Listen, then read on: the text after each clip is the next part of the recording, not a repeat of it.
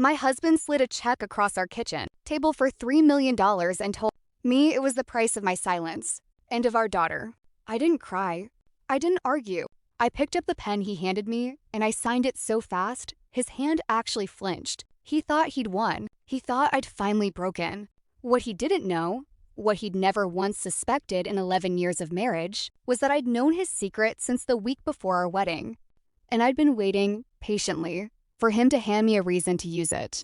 My name's Callie Reyes, I'm 33, and until about 6 weeks ago, I would have told you I had a good life.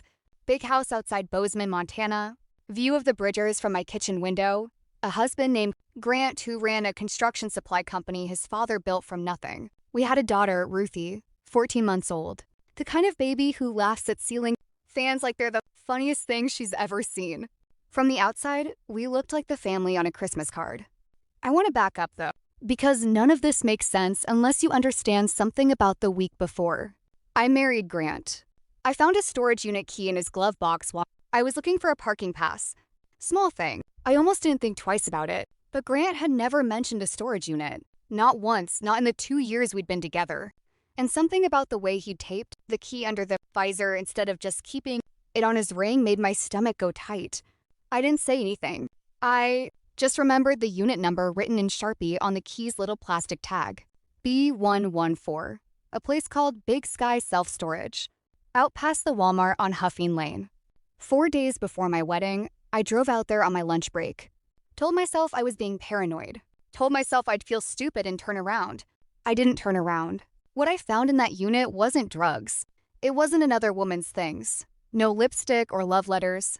Nothing a Lifetime movie would have prepared me for. It was worse in its own quiet way because it was paperwork.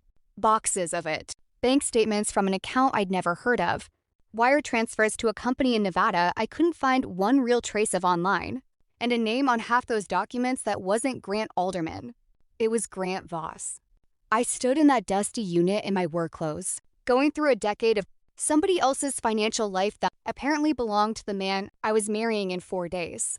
And I made a decision that I've never fully explained to anyone. Not my sister, not my own mother. I put it all back exactly the way I found it. I locked the unit.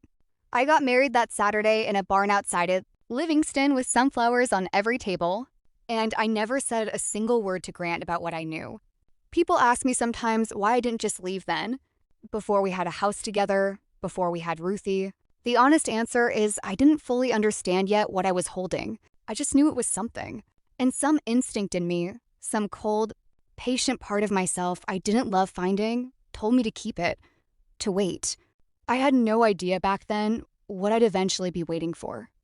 For years, that storage unit key sat in a drawer in my jewelry box.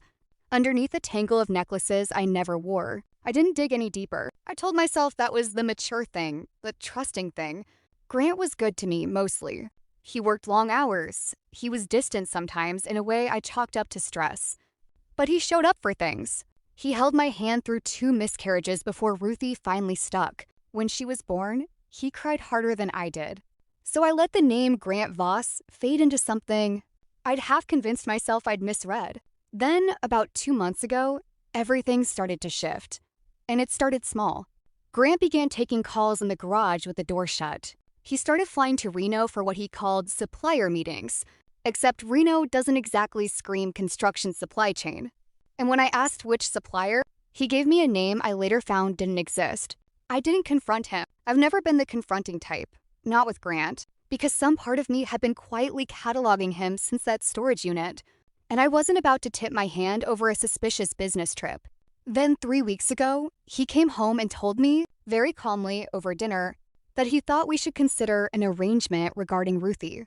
That's the word he used, arrangement. Like she was a custody schedule, and not our daughter asleep upstairs in a room I'd painted the color of a robin's egg. He said his lawyer could draw up paperwork. He said it would be cleaner for everyone if I took full custody quietly. No contest, no lawyers dragging his name through anything public. And in exchange, he'd make sure Ruthie and I were set for life. I asked him why. I asked him what exactly he was so afraid of dragging into public. He didn't answer that question. He answered a different one instead. The one I hadn't asked. He told me the number, $3 million. I sat there with my fork halfway to my mouth, and for the first time in 11 years, I let myself think, really think, about that name in the storage unit, Grant Voss. And I understood, all at once, that whatever he was running from was finally close enough that he could feel it breathing on his neck.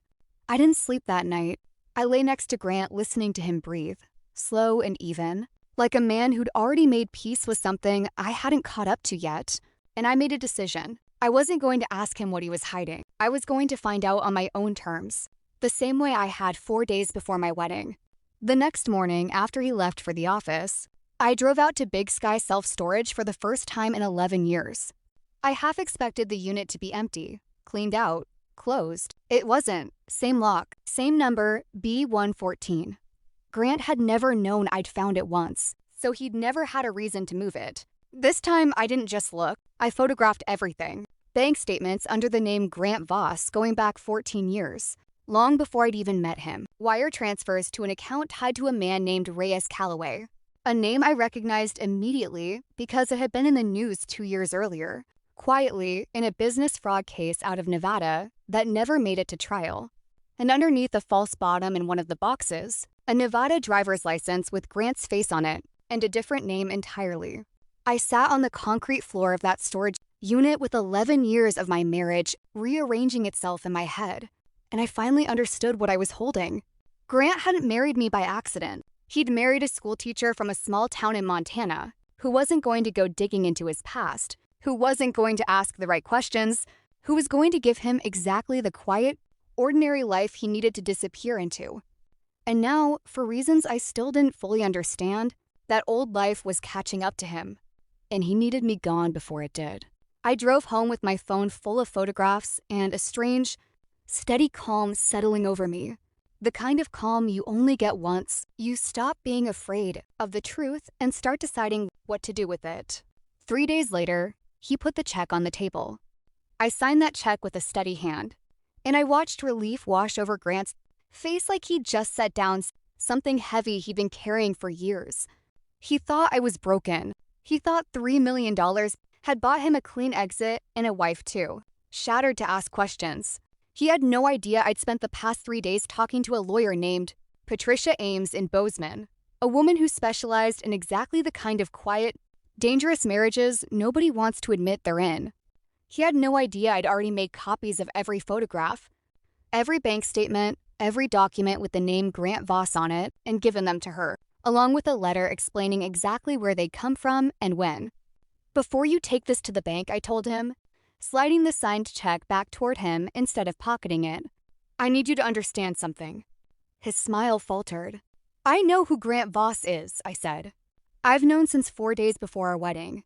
I know about Reyes Calloway. I know about the fraud case in Nevada that mysteriously never went to trial because a key witness disappeared right around the time you and I started dating."